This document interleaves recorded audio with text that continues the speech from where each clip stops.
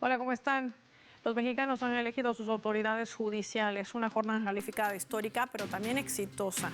¿Pero qué impacto tendrá y qué precedente podrá marcar para el continente americano? Hoy México y su reforma judicial. Lo analizamos. Bienvenidos.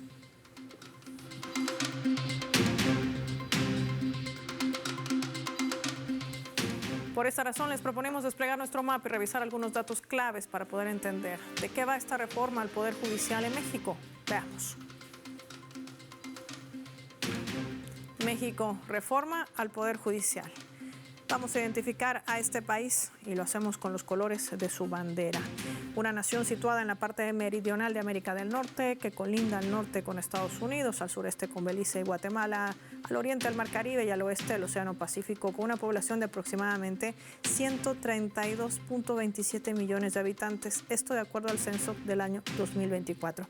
El país lleva un proceso histórico tras la iniciativa que fue impulsada por el expresidente Andrés Manuel López Obrador en una reforma judicial promulgada en septiembre del año 2024 y la continuación que le ha dado el actual presidente del país, Claudia Sheinbaum, la cual busca combatir la corrupción, el nepotismo y hacer del sistema judicial más accesible. Una nueva integración de la Suprema Corte de Justicia, reduciendo el número de ministros y ministras de 11 a 9, la eliminación de la pensión vitalicia, la elección popular de los ministros, magistrados, jueces, la sustitución del Consejo de la Judicatura Federal en una división del Tribunal de Disciplina Judicial integrado por 5 magistrados por un periodo de 6 años, y el órgano de administración judicial con la representación de 5 personas designadas por un periodo de 6 años entre las nuevas reglas procesales. Contempla también la justicia expedita, suspensiones, justicia local y fideicomisos del Poder Judicial. Parte de las claves de esta reforma judicial. Vamos a sumar más datos. Hablemos del avance de esta reforma, que inició con la histórica elección por primera vez de jueces, magistrados y ministros mediante el voto popular, que contempla además 2 etapas. La primera, que se ha celebrado el 1 de junio, y la segunda en 2027. La elección de 881 cargos los vemos allí identificados en nuestro mapa. Estamos hablando de cargos judiciales divididos en 9 ministros de la Suprema Corte de Justicia, 2 magistraturas en la Sala Superior del Tribunal Electoral del Poder Judicial de la Federación, 15 magistraturas de las salas regionales del Tribunal Electoral del Poder Judicial de la Federación, 5 miembros del Tribunal de Disciplina Judicial, 464 magistraturas de circuito, 386. Hablamos de juzgadores de distrito, además de 1.800 puestos locales en 19 estados de la nación. Los nuevos funcionarios van a tomar juramentación de protesta el 1 de septiembre de este año, el momento en que entrará en vigor las nuevas disposiciones para la Suprema Corte. Estamos hablando del máximo tribunal de justicia en ese país. ¿Qué representa esto para México y para el resto del continente? Hoy lo hablamos con nuestros invitados.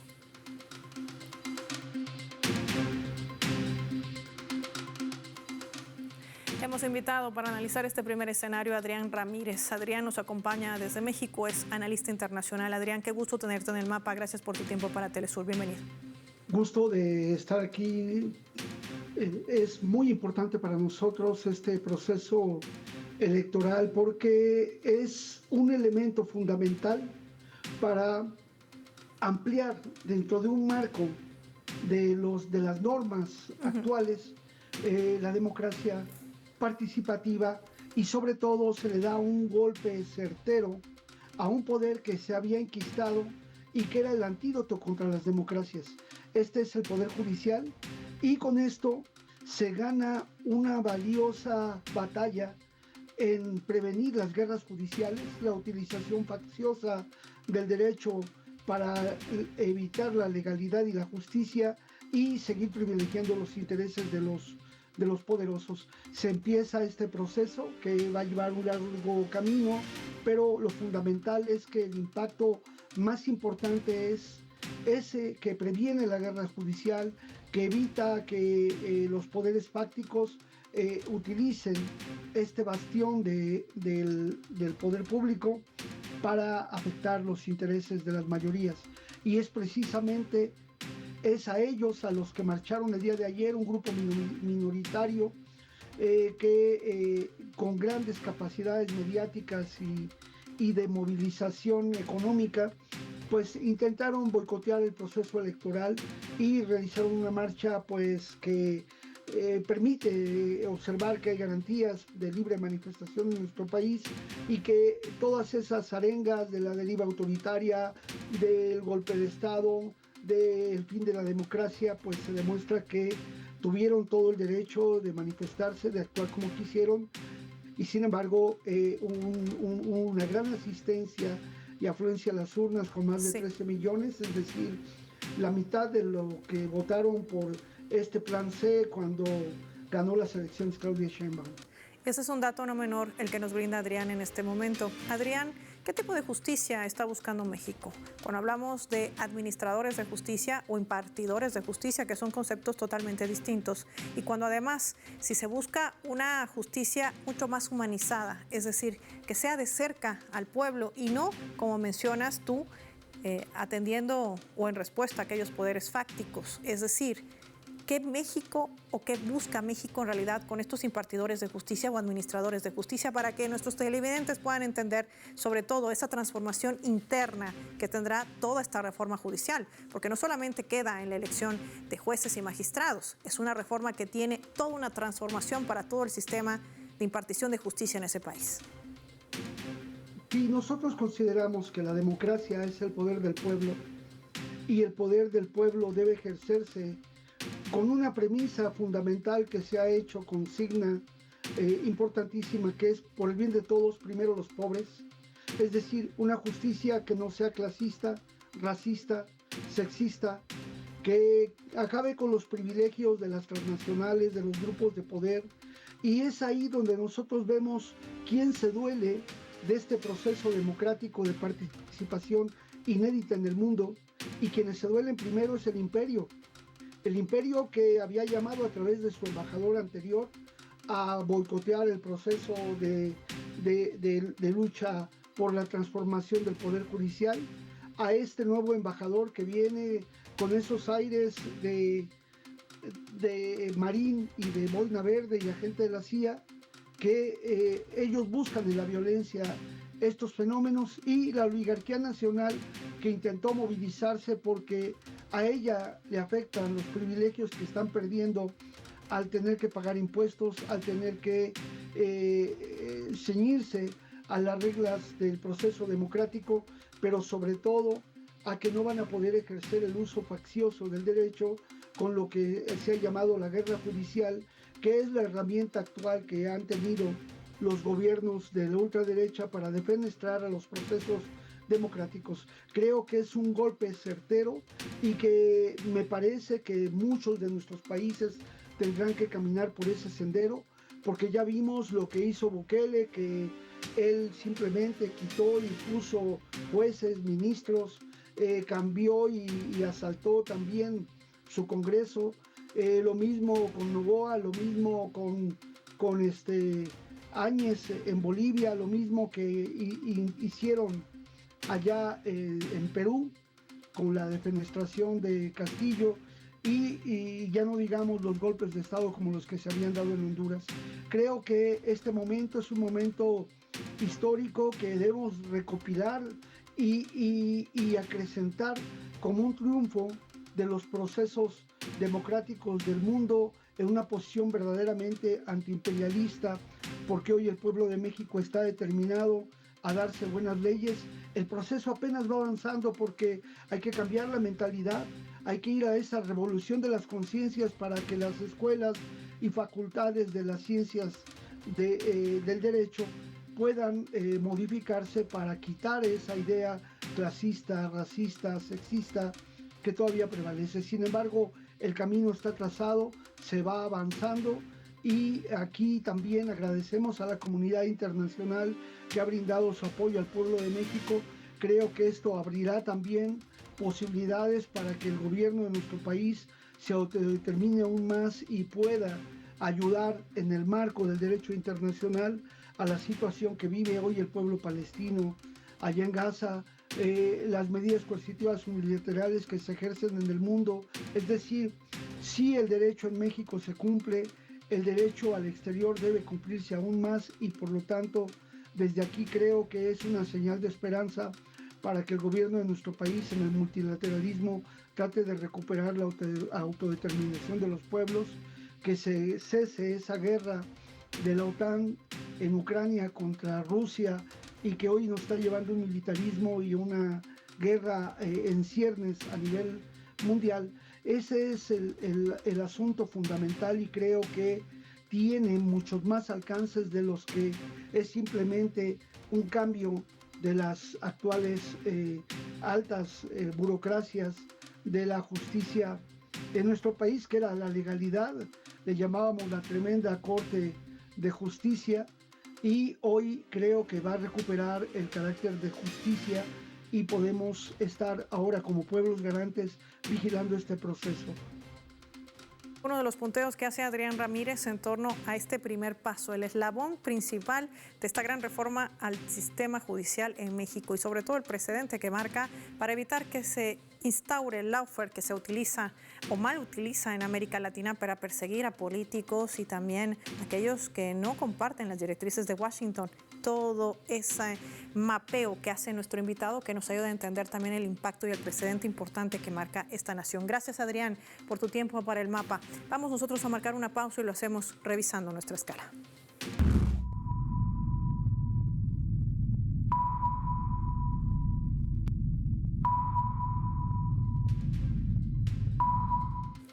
Esta vez a través del portal web de nuestra multiplataforma informativa Telesur, a la cual invito a visitar, dar like y compartir los informes que se brindan a través de ella. Está titulando de la siguiente manera respecto a este proceso que ha vivido los mexicanos. México, observadores internacionales destacaron fervor cívico en elecciones judiciales. Concluidas las elecciones y tras cerrar las casillas para las votaciones de ese proceso histórico que vivió México, Máximo Saldívar, quien es observador internacional en esos comicios, donde se ha elegido a los nuevos miembros del Poder Judicial y al director regional para América Latina y el Caribe de la Fundación Internacional para Sistemas Electorales. Él decía, calificó como histórico el ejercicio de las elecciones judiciales y reconoció el fervor cívico de la ciudadanía que salió a votar. Respecto a los resultados y al nombre de un grupo de observadores que lo acompañaban, Saldívar destacó que se siente muy satisfecho que con el 99.8% de las casillas que fueron instaladas, finalmente agradeció la explicación de las 16 que no pudieron abrirse. El veedor internacional reveló que hace un mes y medio se encuentra en esa nación monitoreando el proceso, señalando que se trata de unos comicios históricos que posibilitarán un mejor poder judicial, decía durante sus declaraciones, para todos los ciudadanos en ese país. Comparten también imágenes, vídeos de lo que ha sido la jornada, que usted también ha podido seguir de cerca a través de nuestra multiplataforma Telesur. A regreso, vamos a analizar a profundidad qué está cambiando en el surgimiento de este nuevo orden mundial, que se habla de una nueva administración de justicia. Ya volvemos.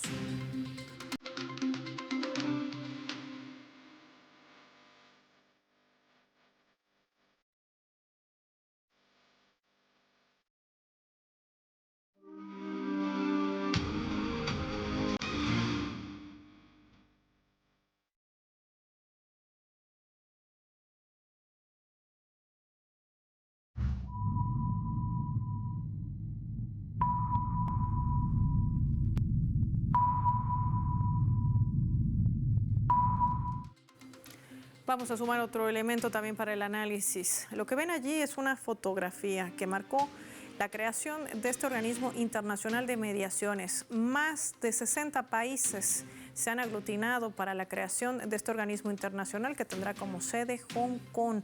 China le da un vuelco justamente al multilateralismo y decide crear este Centro Internacional de Mediaciones de resolución de controversias que va a permitir esto, pues por supuesto resolver todo tipo de controversias sin que exista presión de ninguna parte del planeta. ¿Tiene esto que ver con las relaciones de México? Sí, las elecciones judiciales, que es lo que pide también la población mexicana para evitar que exista o se instrumentalice la política en la justicia, como conocemos en nuestra región, el famoso lawfare. De esto y más vamos a hablar con nuestro invitado.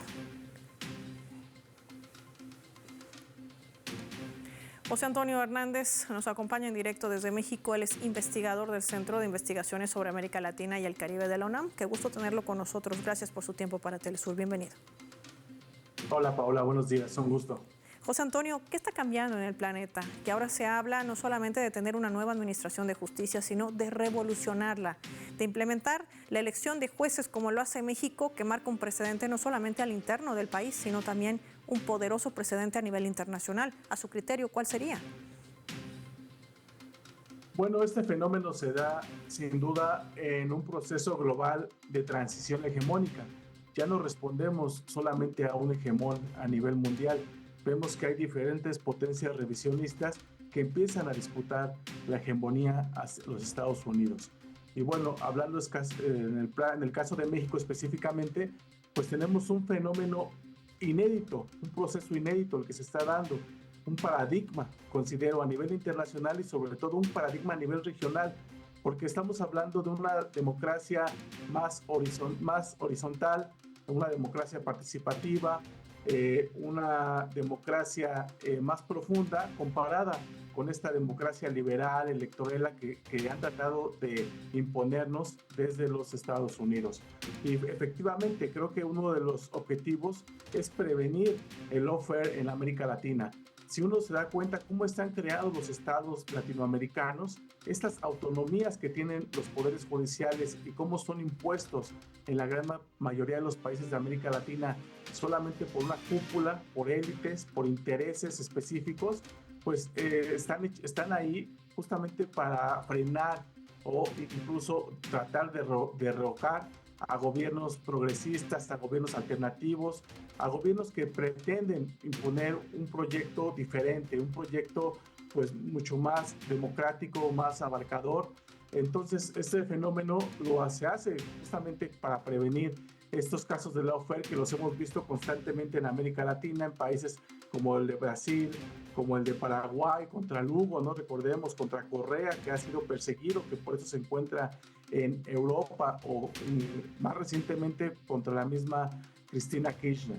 Entonces, pues me parece que es un fenómeno que se está dando y que va a ser, yo estoy seguro, que va a ser copiado, o no copiado, sino va a ser trasladado hacia otros países para que ellos puedan poner también a su vez en sus estados pues una impartición de justicia mucho más democrática como la que estamos viviendo aquí en México. José Antonio, te quiero compartir la siguiente leyenda, porque hoy se pronunciaba muy temprano la presidenta de México en torno a este proceso, y esto es lo que decía, veamos.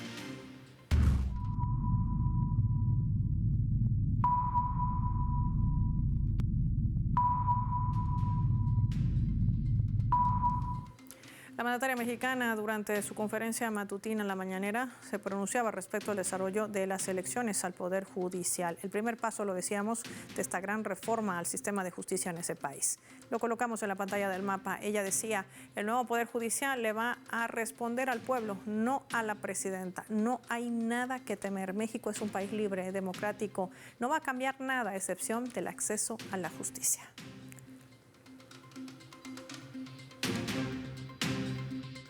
José Antonio, ¿qué sigue después de esta elección del órgano judicial? Una reforma que además es muy ambiciosa y que podría marcar, ya lo decimos, un contexto de réplica para el resto del continente americano, tomando en cuenta que además en muchas naciones se malutiliza la administración de justicia para ciertos intereses, sobre todo del mercado. ¿Qué representa esto en las declaraciones de la presidenta cuando dice no hay nada que temer, no va a cambiar nada más que el mismo acceso a la justicia? ¿Cómo era México y qué salto cualitativo o cuantitativo podría dar? Bueno, en mi opinión lo menciona porque la oposición ha hecho una gran campaña en contra de esta reforma judicial.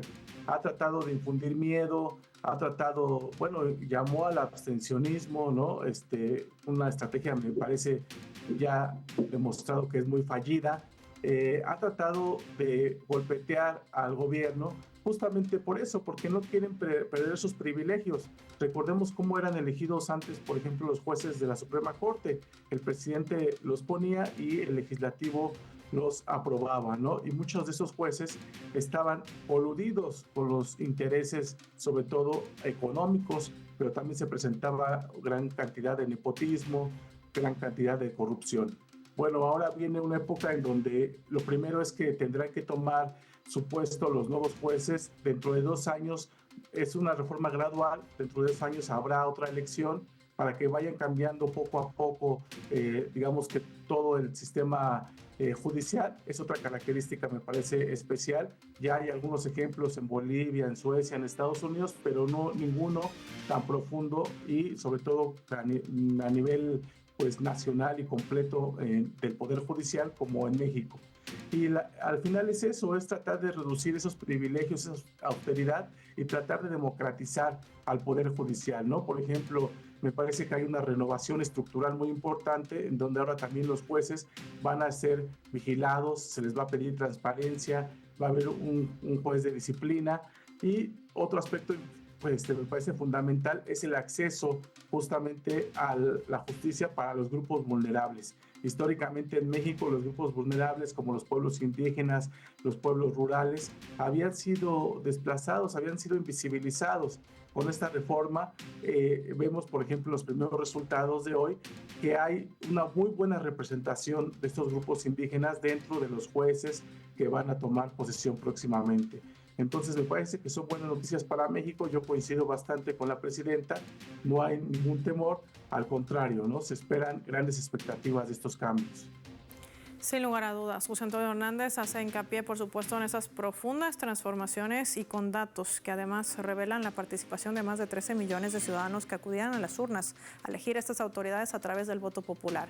Jueces y magistrados que también van a ser fiscalizados a través de la implementación o no de que no exista, por supuesto, contravención a las normas por la Constitución mexicana y normas internacionales. Un paso agigantado en una reforma judicial ambiciosa con esta primera elección y luego la siguiente que tendrá también la garantía de que los ciudadanos puedan elegir a sus administradores de justicia. Agradecemos a él por su tiempo para el mapa. Finaliza el programa y lo hacemos revisando nuestros vectores.